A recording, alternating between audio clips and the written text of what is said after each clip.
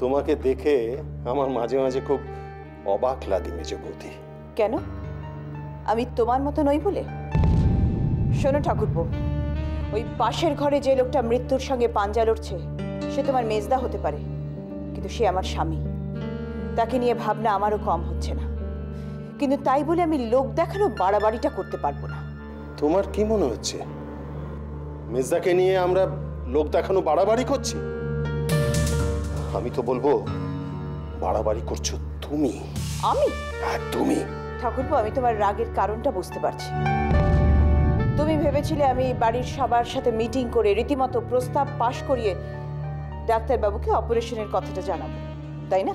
সব মিটিং টিটিং ছাড়ো, নিজের ডিসিশন নেওয়ার আগে তোমার কি একবার উচিত ছিল না আমাদের সকলের সঙ্গে কথা বলে নেওয়া? বেশ, আমি না হয় ভুল করেছি, কিন্তু তুমি বলো তো, মেজদাকে নিয়ে কি করলে তুমি খুশি হতে?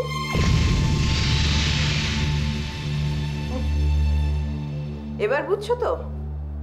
এর উত্তর শুধু তুমি কেন, তোমাদের কারোরই জানা নেই।